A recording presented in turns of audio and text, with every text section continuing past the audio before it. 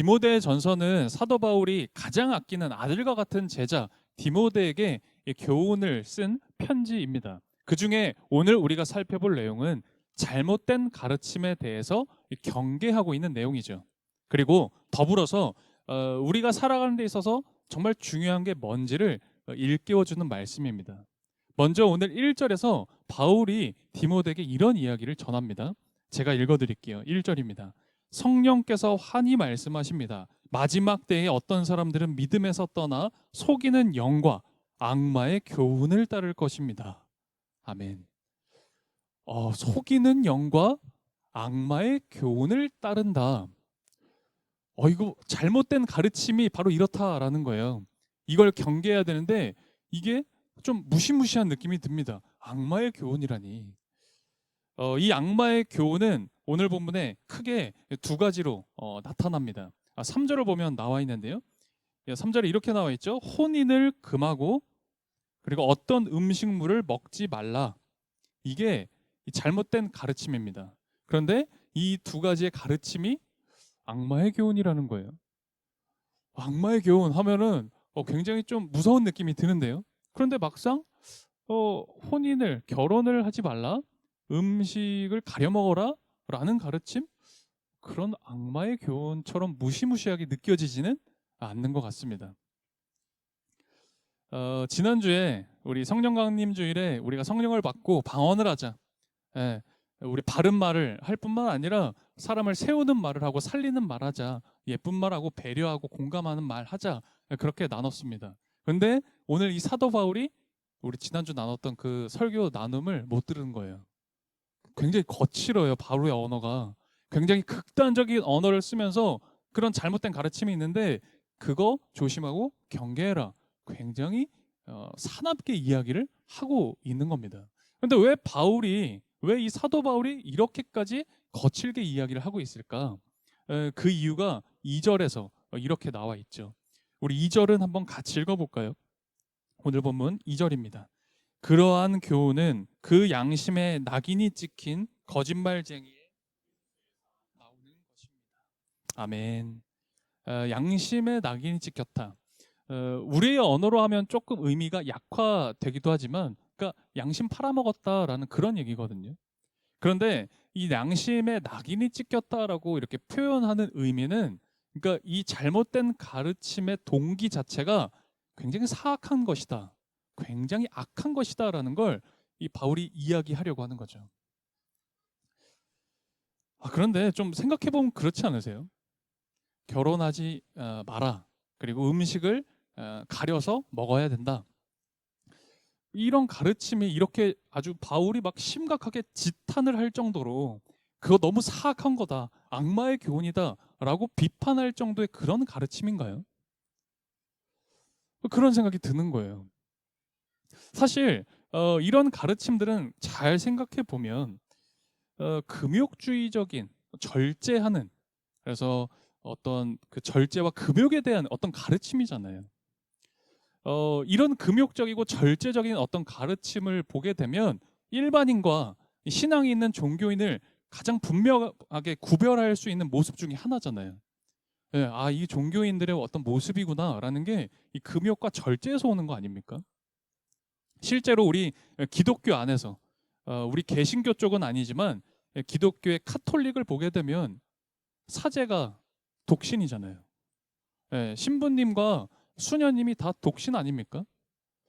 또 카톨릭뿐만 아니라 우리 기독교, 개신교가 포함된 전체 기독교 안에서 보면 이 금식하는 거, 음식을 안 먹는, 가려 먹는 이 금식을 사실은 굉장히 강조하잖아요. 금식기도 하잖아요. 저도 3일까지는 한번 해봤습니다. 그 이상은 못하겠더라고요. 저도 금식 해봤습니다. 그러니까 기독교 안에서는 금식 기도도 굉장히 강조한단 말이에요. 그러니까 이 두 가지, 결혼에 대한 거나 어떤 먹을거리에 대한 것들은 사실 굉장히 종교적인 가르침이다라고 볼 수 있는 겁니다. 그리고 이 두 가지뿐만 아니라 기독교에서는 얼마나 금기 사항이 많습니까? 이거 하면 안 된다, 이거 하면은 죄다, 얼마나 금기 사항이 많아요. 십계명도 그런 거잖아요. 그런데 왜 하필 바울은 딱 이 두 가지, 결혼에 대한 또 음식에 대한 이 문제를 삼고 있는 걸까? 왜 이토록 크게 비판하고 있는 걸까? 그 이유에 대해서 주중에 계속 고민하고 질문해보고 묵상하고 있었습니다. 근데 그때 예수님의 말씀 한 가지가 떠올랐어요. 마가복음 7장에 나와 있는 말씀인데요. 한번 같이 보려고 합니다. 화면에 띄우려고 하는데요. 마가복음 7장 15절에서 우리 16절입니다. 우리 세 번역인데요. 함께 한 목소리로 읽도록 하겠습니다. 무엇이든지 사람 밖에서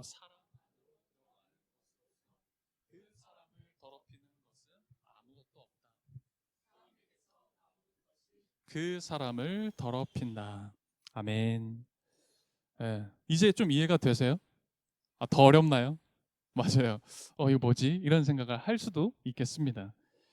이 예수님의 말씀은요, 우리가 신앙생활할 때 우리 신앙인들이 너무나 쉽게 빠질 수 있는 함정에 대해서 일깨워 주시는 말씀이죠.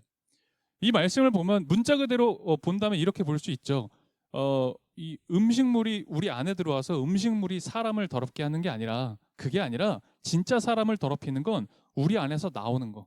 이 사람에서 이 안에서 입으로 나오는 것, 말이나 행동이 진짜 사람을 해롭게 한다. 해악을 끼치는 건 이 사람 안에 있다. 이런 이제 표현을 문자 그대로 예수님이 하셨다라고 해석해 볼 수 있죠. 그런데 이 말씀과 오늘 디모데전서의 말씀을 같이 이렇게 묵상하면서 좀 더 깊이 우리 삶으로 적용해 보자면 이렇게 해석이 가능할 것 같아요. 우리가 이 신앙생활하면서 뭘 먹어야 되느냐, 혹은 뭘 먹지 말아야 되느냐, 이거 따지는 것 그 자체가 그거 따지고 있는 그 자체가 그 사람은 자유롭지 못한 그런 사람이고 그 사람은 죄에 이미 사로잡혀 있는 상태이다. 그것을 우리가 생각해 볼 수 있는 것이죠. 우리가 신앙생활하면서 이건 먹으면 안 돼, 이건 먹어도 돼 하는 것들이 있습니다. 이제 이게 우리 주중에 말씀이기도 했잖아요. 그러니까 주중에 어느 한 분이 질문하시더라고요. 목사님, 제사 음식은 그럼 먹으면 됩니까? 먹으면 안 되는 겁니까? 여러분들 어떻게 생각하세요? 제사 음식 먹어도 됩니까? 아니면 먹으면 안 됩니까? 또 신앙생활하면서 이런 행동은 하면 안 돼라는 게 있죠. 또 이런 거는 해도 돼. 이런 신앙에서 이렇게 통용되는 것들이 있습니다. 이렇게 조금씩은 다 다를 수 있지만 전체 큰 맥락에서는 신앙생활한다 하면 어느 정도 이해가 되고 맞아 나도 그래 하는 그런 것들이 있잖아요. 그런데 우리가 신앙생활을 하는데 어떤 행동을 하면서 어떤 행위를 통해서 사람들 앞에서 그 행위로 나의 어떤 우월성을 드러내고 싶은 그런 사람들이 있습니다. 야, 나는 이 정도도 해. 나 신앙생활하면서 이 정도로 믿음 생활하고 있어. 라고 하면서 이렇게 우월성을 드러내고자 어떤 행동, 어떤 실천을 하는 분들도 있다는 거죠. 예수님은 오늘 그런 마음의 진정성이 없는 그런 종교 행위, 그것을 아까 우리 마가복음 7장 이 말씀에서 질타하고 계시는 거죠. 그래서 진짜 더러운 것은 밖에서 사람에게 들어오는 게 아니다. 사람에게서 나오는 거다. 그리고 오늘 우리가 살펴본 디모데전서 말씀은 그런 어떤 위선적인 행동들, 가짜들 있잖아요. 가짜, 거짓된 가르침이요. 자기 스스로를 속일 뿐만 아니라 주변의 사람들도 속이는, 그래서 그러한 가짜와 잘못된 가르침들이 이 사람에게 해롭다, 해악을 끼친다라는 이야기를 합니다. 철학자 니체라는 사람이요. 이 금욕에 대해서, 특별히 그냥 금욕이 아니라 기독교의 금욕에 대해서 굉장히 거세게 비판을 하는 그런 걸 보게 됐어요. 도덕의 계보라는 책에서 이 니체가 기독교의 금욕에 대해서 이렇게 비판을 하더라고요. 제가 읽어드릴게요. 화면에 준비해놨습니다. 금욕주의의 환상이 성직자에게는 권력 추구의 가장 좋은 도구요, 권력에 대한 최상의 면허증이다. 이렇게 막 비판을 해요. 그리고 이렇게 얘기를 하죠. 금욕주의를 추구하는 것은 허무의 의지이며 삶에 대한 혐오일 뿐이다. 너무 세죠. 어, 아까 바울도 거칠다 거칠다 했는데 니체는 너무 너무 거칠어요. 예, 너무 거친 말을 합니다. 물론 저도 이 말에 다 동의하지 않습니다. 동의할 수 없고요. 그런데도 불구하고 역사적으로 또 우리의 현실을 이렇게 보게 되면 실제로 이 말이 우리의 현실에 전곡을 찌르는 그런 사태들을 우리가 많이 보죠.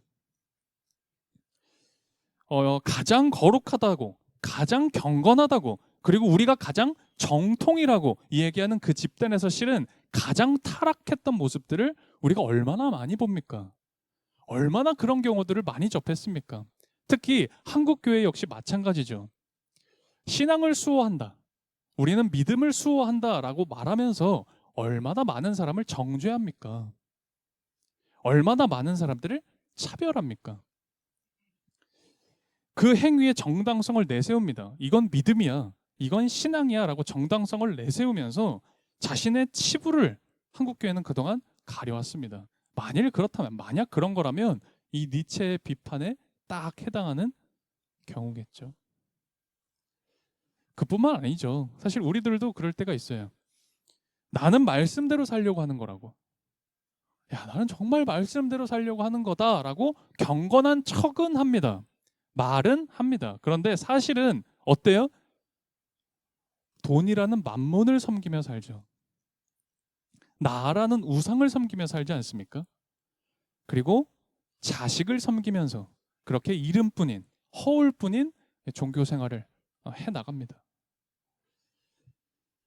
오늘 본문 말씀은 거룩함, 경건함 이것들을 빙자해가지고 그래서 스스로를 속이고 있고 남을 올가매고 있는 그런 사태, 상황, 사람들을 굉장히 경계하고 경고하고 있는 거죠. 당시 이 바울이 살던 이 당시, 디모데가 살던 바로 이 당시에 교회 안에 영지주의자들이 들어왔습니다. 그러니까 오늘 잘못된 가르침을 가르치고 있는 그 사람들의 정체가 뭐냐? 영지주의자들이에요. 이 영지주의자들이라고 하는 건 어떤 사람들이냐면 이 물질적인 것, 육체적인 것들은 부정하다라고 여기고 오직 우리의 영혼, 눈에 보이지 않는 영만이 선한 것이다라고 이야기하는 사람들을 영지주의자라고 합니다. 성경에는 그 영지주의자와의 싸움이 계속 나옵니다. 특별히 디모데전서에 굉장히 분명하게 이제 선명하게 등장을 하죠. 그냥 생각했을 때는요, 그럴 듯한 말이기도 합니다. 맞아, 우리 육체가 사실은 악하지. 선함을 찾기가 참 어렵지. 그래서 우리가 신앙생활하면서 이 영혼이 맑아져야 되는 거지. 그런 생각할 수 있거든요. 그럴 듯하게 들리기도 합니다. 그런데요, 사실 그렇지 않아요. 굉장히 잘못된 가르침입니다. 특별히 영지주의자들은 이제 교회로 들어왔어요. 교회로 들어와서 어떻게 하냐? 우리 육체가 부정하다. 우리 맨날 이 육체의 옷을 입고 맨날 죄만 짓지 않느냐. 그래서 우리 이 육체에는 소망이 없다. 육체의 삶은 이게 의미가 없다라는 걸 이야기하면서 우리 영혼이 중요하다. 이런 얘기를 하는 거예요. 그러면서 어떻게 해요? 결혼하지 마라. 음식 먹지 않아도 된다. 이 육체는 돌보지 않아도 된다. 그런 잘못된 가르침이 나왔던 거예요. 그런데 왜 그런 가르침 그럼 바로 잡으면 되잖아요. 그거 아니다 설명하면 되는데 바울은 왜 이토록 그걸 사악한 악마의 교훈이라고 얘기하냐? 왜냐하면 이 육체를 부정하다 보니까요. 예수님을 부정하는 거예요. 아니 생각해 봐라. 이 영혼만이 선한 것인데 어떻게 신인 그 하나님이 더러운 육체의 옷을 입고 이 땅에 오셨겠느냐? 그거 예수님 아닐 거다. 아, 예수님이 오신 게 아니다. 이 영지주의자들이 예수님까지 다 부정해 버린 거예요. 그러니까 바울이 이 사태를 두고 볼 수가 없었던 거죠. 그거 아니다. 그거 잘못된 거다. 그거 악마의 교훈이다. 예수를 부인하는 자들이다. 라고 하면서 조심시켰던 겁니다. 그러면 바울은 어떻게 해야 될까? 어떻게 이 상황을 나아가야 될까? 이야기했을까? 제가 교리적으로 오늘 본문에 대해서 수요 시심에서 이야기 드렸습니다. 교리적인 이야기를 좀 설명드렸는데요. 3절에서 5절까지를 보면 바울이 이렇게 이야기를 하고 있어요. 오늘 본문이었죠. 4장 3절에서 5절을 한번 다시 읽어보죠. 3절에서 5절 함께 읽겠습니다. 이런 자들은 혼인을 금하고 어떤 음식물을 먹지 말라고 할 것입니다. 그러나 그 음식물은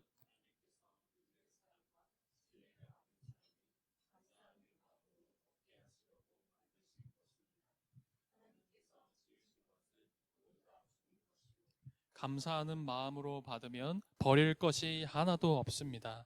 모든 것은 하나님의 말씀과 기도로 거룩해집니다. 아멘.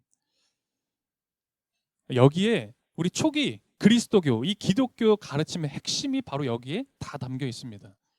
이것은 바울뿐만 아니라 초기에 우리 기독교 교회가 세워지는 이때의 베드로 역시도, 초대교회의 가장 지도자였던 베드로 역시도 같은 이야기를, 메시지를 전하고 있죠. 그리고 신약 성경이 전반적으로 다 이러한 맥락 가운데 기록되어져 있어요. 그게 뭐냐? 하나님이 만드신 모든 것은 선하다라는 거예요. 네, 하나님이 만드신 모든 것은 선하지 악한 게 따로 있는 게 아니다라는 거죠. 바울뿐만 아니라 이러한 모습을 베드로를 통해서 더 분명하게 우리가 알 수가 있는데요. 사도행전 10장을 보게 되면 이제 이 베드로가 고넬료라는 로마 장군에게 세례를 주는 장면이 나옵니다. 이렇게 얘기하면 기억 못 하실 텐데, 베드로가 3번 꿈을 꾼 이야기를 하면 아실 거예요. 기억나실 겁니다. 베드로가 꿈을 꾸는데요. 베드로는 유대인이잖아요. 그래서 율법을 잘 준수합니다. 특별히 먹을 것에 대해서 굉장히 예민하게 지켰어요. 먹으면 되는 것, 안 되는 게 있었거든요. 그런데 환상을 봅니다. 하나님이 보여주신 환상이었는데, 그 보자기, 큰 보자기에 담겨진 여러 음식들이 있는데 그 중에 돼지고기가 있었던 거예요. 돼지고기를 먹어라. 부정하다 여겨지는, 유대인들에게 있어서 부정한 음식을 먹으라는 겁니다. 하나님 왜 그러십니까? 이거 부정해서 먹을 수 없습니다. 그런데 2번째, 3번째도 똑같은 꿈을 꾸는 거예요. 부정한 음식, 돼지고기를 먹으라는 거예요. 먹을 수 없습니다. 저 유대인이고 율법으로 받은, 제가 지키고 있는 말씀입니다. 그런 거죠. 제육 진짜 맛있는데 제육 저 이번 주에도 먹었는데, 제육을 안 먹었던 거예요. 유대인들은 지금도 안 먹죠. 유대인들은. 근데 자꾸 먹으라는 거예요. 그래서 왜 이런 환상을 보여주셨을까, 왜 이런 꿈을 꿨을까 했는데, 마침 그 꿈에 깨어서 환상을 다 보고 난 이후에 누가 찾아옵니까? 이방인, 더럽다고 여기는 로마 사람, 자신들을 압제하고 있는 그 나쁜 로마 사람이, 고넬료라는 사람이 찾아왔던 거예요. 자기가 하나님을 만나게 되었고 세례를 받겠다고.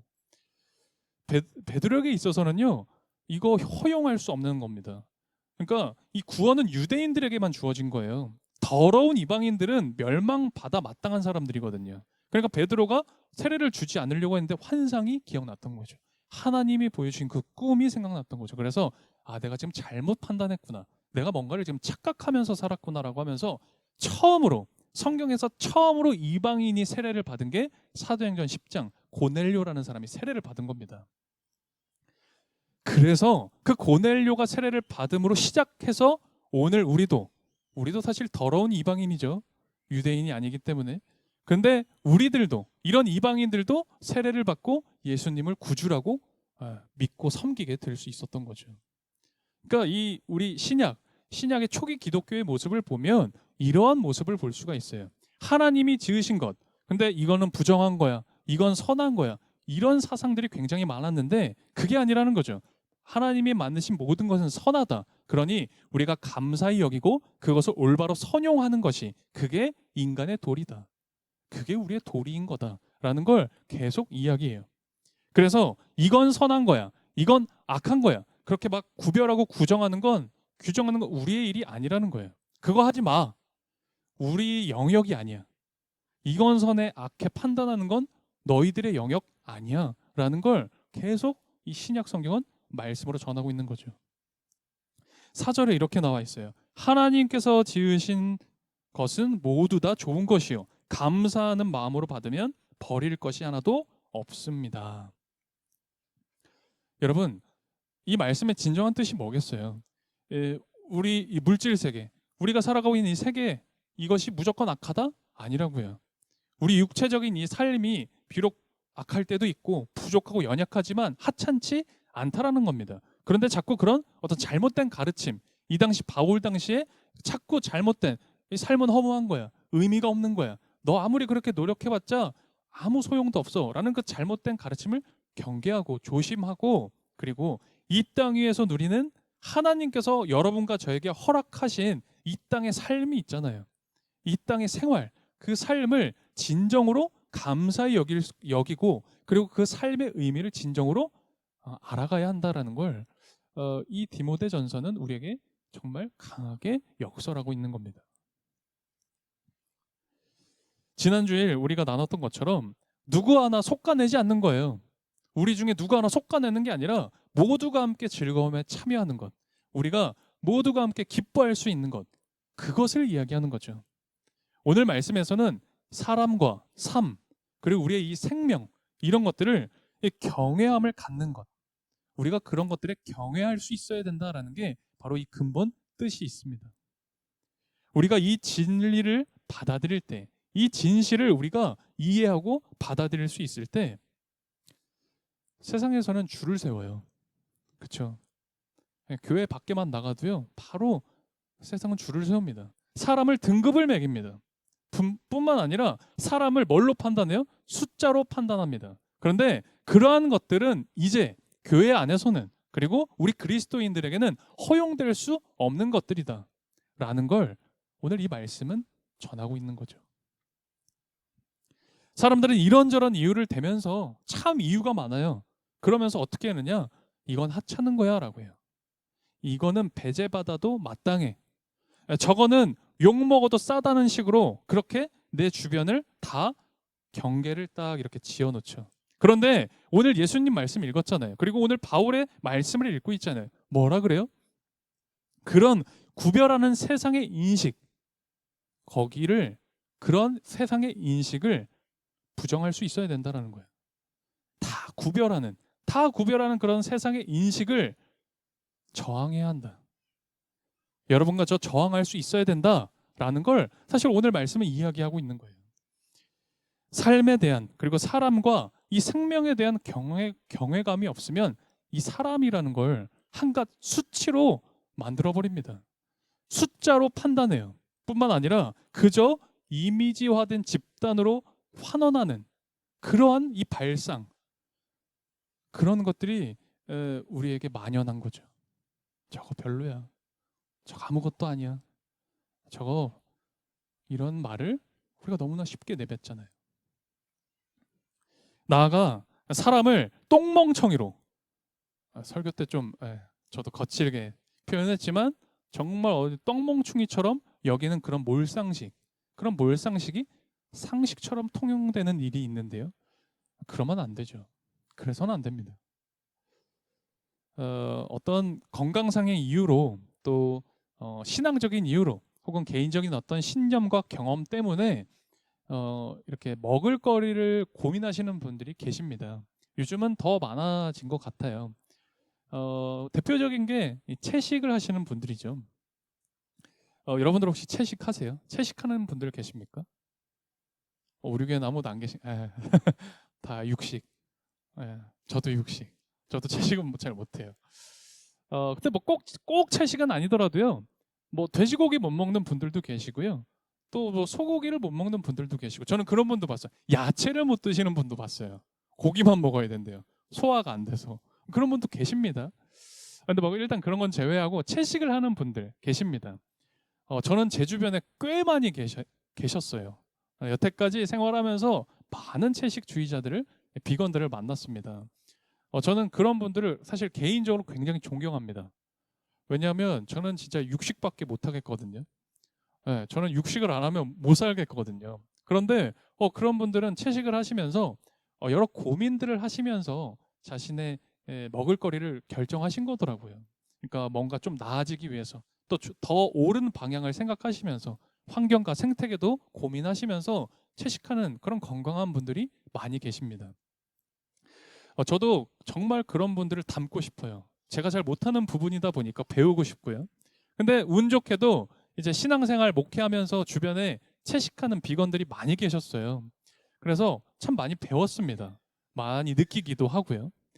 그런데 목회자들 중에도 비건이 계셨어요. 같이 사역하는 아주 가까운, 그래서 친하기도 친한 그런 목사님 중에 한 분이 이제 비건이셨는데 좀 비건도 이렇게 그 레벨이 있어요. 몰랐는데 레벨이 있더라고요. 근데 약간 더 이렇게 우리가 생각하는 비건들보다 조금 더 깐깐하게 음식물을 고민하시는 분이셨거든요. 그분과 이제 식사하거나 또 같이 이야기 나누면서 채식이 뭔지 비건이 뭔지 많이 배웠습니다. 처음엔 참 좋았어요. 한 2주 정도 좋았던 것 같아요. 밥 먹을 때 우리 어때요? 그냥 밥만 먹는 것도 있겠지만 예, 배고픔을 채우기도 하지만 밥 먹으면서 사람들이랑 얘기할 때도 있고요. 즐거움 나누는 그런 시간이 식사 시간이잖아요. 그런데 야, 이분이랑 한 2주는 행복하게 식사를 했어요. 그런데 야, 어디 식당을 가려면 갈 데가 없어요. 다 안 된대요. 그리고 이제 자기는 안 먹겠대요. 혼자 먹으라고 앉아 있는 거예요. 그러면서 이렇게 이런 걸 먹어야 건강하다. 이런 걸 먹으면 안 된다. 뭐 이런 잔소리를 조금씩 하기 시작하시더라고요. 그래서 처음엔 맞아 그렇겠다 이렇게 잘 들었어요. 그런데 점점 더 이렇게 잔소리와 어떤 건강 문제를 이렇게 꺼내시면서 어느 순간은 그런 얘기를 하시는 거예요. 야, 근데 네가 목회자인데 육식을 할 수 있냐? 뭐 이런 얘기를 하시는 거예요. 막 건드는 거예요. 건들면 안 되는 데를 막 건드려요. 그러니까 막 얘기를 들으면서도 이게 맞나? 이런 생각이 저도 개인적으로 좀 들었습니다. 밤, 뭐 이런 표현하면 좀 죄송한데 밥맛이 달아나는 거예요. 같이 밥 먹기가 싫은 거예요. 그리고 여러분 직장 생활 해보셔서 학교 생활 해보셔서 다 아시잖아요. 가장 그 학교 생활 혹은 그 직장 생활의 가장 즐거운 시간 언제입니까? 퇴근하고 학교할 때 아닙니까? 그리고 두 번째 즐거운 시간은 점심 시간이라고요. 저도 그랬다고요. 예, 이 회사 생활에 가장 즐거운 점심 시간. 그런데 점심 시간의 기쁨을 이분이 다 가져가 버렸어요. 그분은 이제 같이 밥 안 먹어요. 개인적인 경험입니다. 개인적인 그런 아주 사적인 경험이지만요. 생각해 보면 그래요.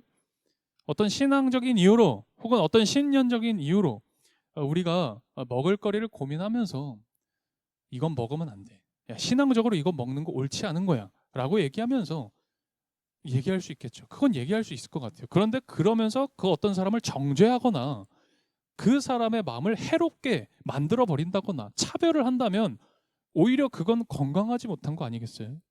그렇잖아요. 그 건강한 건 절대 아닐 겁니다. 오늘 바울이 이야기합니다. 이런 문제, 저런 문제, 이거 하면 된다, 안 된다 이런 얘기를 하지 않아요. 그런 얘기를 하는 게 아니라 뭘 얘기해요? 우리가 살아가면서 이건 된다, 안 된다 그걸 따질 게 아니라 그 이상을 우리가 생각하고 관심 가져야 되는 거다. 지금 바울은 그런 얘기하는 거예요. 오늘 우리가 말씀에서 새겨야 할 것은 하나님께서 지으신 모든 것, 우리의 생명과 우리 사람들의 이 삶은 다 너무나 소중한 것들이고 경외하는 마음을 가져야 된다. 경외해야 된다. 라는 걸 사실 바울은 전하고 있죠. 그게 하나님이 이 세상 만물을 지으시고 우리들을 지으신 그 목적과 뜻입니다. 여러분과 제가 이런 믿음과 신앙을 가질 수 있다면, 그리고 가지게 된다면 스스로를 속이는, 나 스스로를 속이는 그 해악에서 해방될 수 있을 것이고, 타인을, 다른 사람을 속박하고 속이는 것에서도 우리 자유로울 수 있을 겁니다. 하나님이 만드신 모든 것이 선합니다. 그리고 우리들도 선합니다.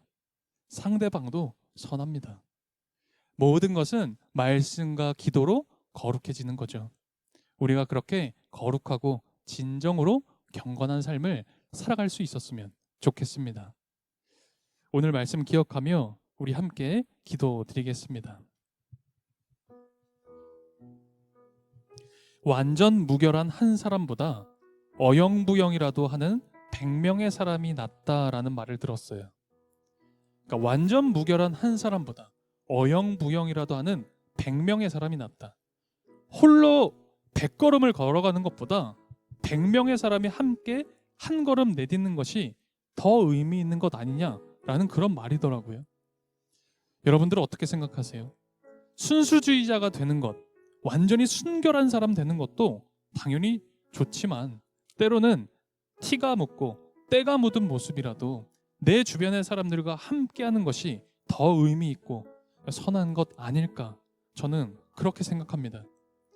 여러분과 제가 그럴 수 있는 신앙인 되면 얼마나 좋을까요? 오늘 말씀입니다. 하나님께서 지으신 것은 모두 다 좋은 것이요 감사하는 마음으로 받으면 버릴 것이 하나도 없습니다. 모든 것은 하나님의 말씀과 기도로 거룩해집니다. 아멘. 우리에게는 위선과 거짓이 있었다면 우리 이 시간에 내려놓을 수 있었으면 좋겠습니다. 우리의 마음을 비울 수 있었으면 좋겠습니다. 그리고 그렇게 비워진 곳에 성령님께서 환히 말씀해 주시고 찾아와 주시고 임재하여 주시길 우리 기도드릴 수 있었으면 좋겠습니다. 이 시간 함께 두 눈을 감고 조용히 침묵으로 우리 말씀을 묵상하며 함께 기도드리겠습니다. 성령 하나님, 우리들의 내면에서는 주님의 말씀이 흐릿하고 대신 사탄의 이야기들만 선명한 것은 아닌지 송구한 마음입니다. 이런 우리를 긍휼히 여겨 주십시오. 보시기에 참 좋은 하나님의 형상을 우리에게 회복시켜 주십시오. 집착을 내려놓아야 이 삶이 자유로워지는 것을 머리로는 너무나 잘 아는데 실천하지 못하는 우리를 긍휼히 여겨 주십시오. 소유하는 것도 많고 두려운 것도 많습니다. 이따금 오락과 쾌락에 빠지기도 합니다. 그러나 하나님께서는 보잘것없는 이런 우리를 사랑해 주시고 의롭다고 여겨 주십니다. 그 은총에 감격하고 그 은혜를 나눌 수 있는 사람이 되게 도와주십시오. 말씀을 믿고 구원받은 사람답게 살아가도록 인도해 주십시오. 한 주간의 불평, 불만을 회개로 우리에게 허락하신 은혜들을 감사로 모두 주님께 봉헌드립니다. 하나님이 지으신 모든 것을 감사히 여기는 새로운 한 주가 되게 하시며 드린 손길과 마음에 든든한 성령 하나님이 함께 해 주십시오. 예수 그리스도의 이름으로 기도드립니다. 아멘.